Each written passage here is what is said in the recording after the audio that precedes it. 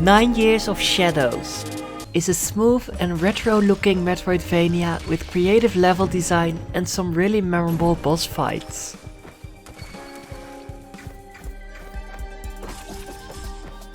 You play as Europa, a young woman determined to stop the curse that has killed her parents, and in order to do so, she has to enter the castle on top of a dormant giant, where the core of the corruption is.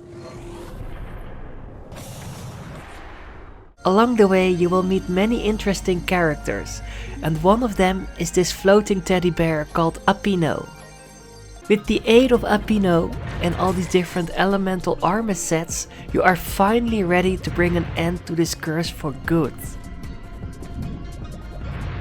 The story has some nice elements, but it is a bit predictable if I'm really honest. The gameplay, however, or certain mechanics really surprised me though. Apino gives you this shield, and only when your shield is gone and you don't have enough time to regenerate it, you will lose health. Later on in the game, you get this ability that lets you reload your shield to full in an instant if you time it correctly. The timing is always random, so even when you think you are ready for it, you can still mess it up. This is not a big deal if you are in a safe situation, but messing it up while fighting a boss or while in a different stressful situation can cause your death. But I really liked having this possibility. If you are really good at timing this instant shield regeneration, you will basically never die.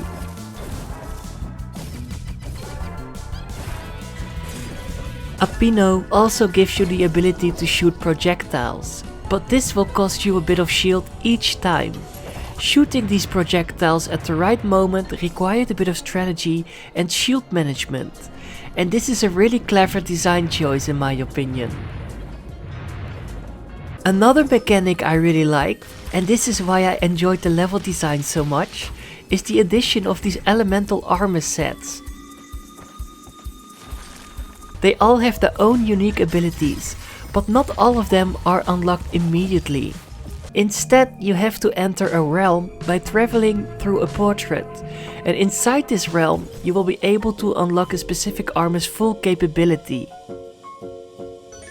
Like transforming into a mermaid and having the ability to swim and going up waterfalls, or gliding slowly downwards and using warm air currents to gain height again. They all are fun to use, and the game automatically switches to the right armor if you have unlocked it. So you can imagine this made the gameplay very fluid and exciting. There are some areas where quickly switching between all these armor sets is necessary, and these moments were my favorite for sure. Especially some boss fights really had some interesting and creative designs, and harming them or dodging their attacks required a lot of quick thinking and using the right armor. I really liked this chess boss for example. It was a nice breath of fresh air, and even though I died a few times, I really enjoyed this creative fight.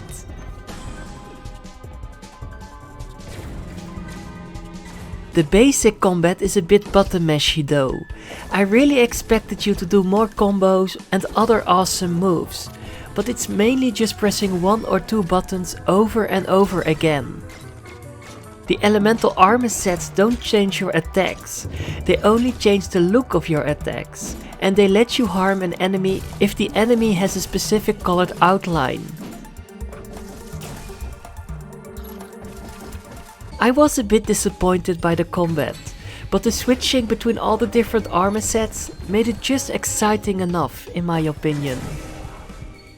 Exploring the map is pretty fun to do, especially helping these musicians by defeating these hidden optional bosses or finding these blue or red music notes so you can upgrade your shield and health. But backtracking is barely needed in order to do this. Most of the time you have the right ability already, but there are some hidden rooms that you can miss, and then you have to backtrack. But backtracking is in my opinion not really enjoyable in this game, because of the long load times. It really breaks the flow of the game. Especially when you die during a boss fight and respawning takes a minute. I understand loading everything in needs some time, but this is a bit ridiculous. I also had some moments where the game just crashed randomly, and sometimes even when I got killed by a boss. This is a shame, because it really hurts the overall experience.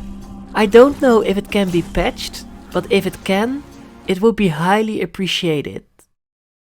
So in general, 9 Years of Shadows is overall a really solid Metroidvania. I have nothing bad to say about the presentation. The game looks great, the sound design and the music is pretty awesome, the level design is fun and innovative, and the combat is a bit basic but has a few twists. But I do think the long loading screens are really annoying, and the random crashes can cause a bit of anxiety, because they can happen at random. I also think it's pretty linear for a Metroidvania, and the backtracking aspect isn't really well executed. Nevertheless, I still recommend this game if you like Metroidvanias or action platformers in general. The elemental armor sets are really fun to use. Apino's mechanics are also a nice addition. And some boss fights are really creative and a nice breath of fresh air. So be ready to enter this giant mysterious castle and use the elements and Alpino's power to bring color back to this cursed world, so you can finally avenge your parents after 9 years of shadows.